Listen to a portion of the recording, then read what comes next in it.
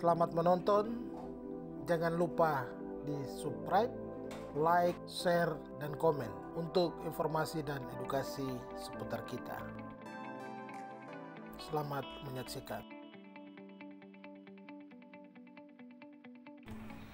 Ketidakpastian penyelenggaraan pemilihan umum atau pemilu terhadap pemilihan kepala daerah atau pilkada di Indonesia, secara khusus di Provinsi Papua, terhadap beberapa kabupaten kota di Provinsi Papua yang kepala daerahnya akan mengakhiri masa jabatan mereka setelah mereka terpilih pada pilkada tahun 2017 lalu, masih menunggu kepastian dari Komisi Pemilihan Umum KPU dan Dewan Perwakilan Rakyat Republik Indonesia DPR RI.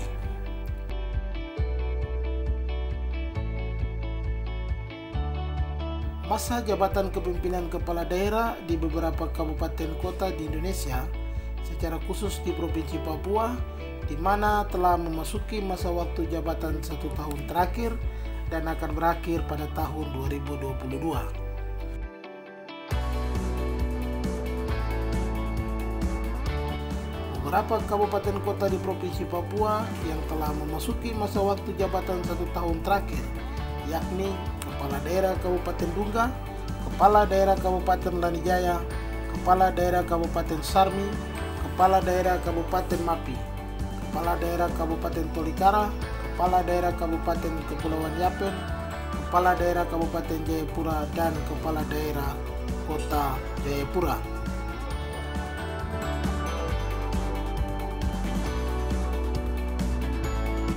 Draft revisi Undang-Undang Pemilu dan Pilkada telah dimasukkan dalam program legislasi nasional Prolegnas Prioritas DPR RI tahun 2021.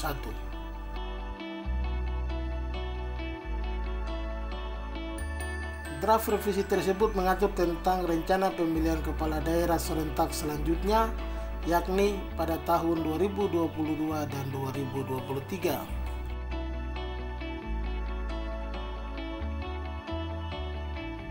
Berkaitan dengan hal itu, staf pengajar ilmu politik FISIP Universitas Airlangga Surabaya yang juga pakar politik Dr. Haryadi berpendapat itu kan masih draft yang akan dibahas.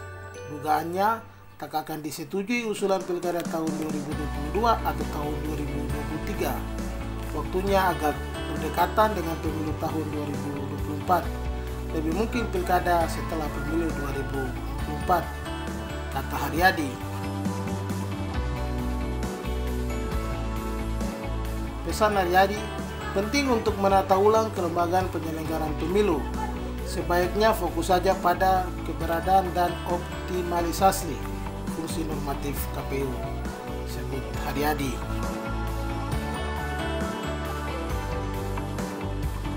Lanjut Haryadi, DKPP sebaiknya dihapus saja.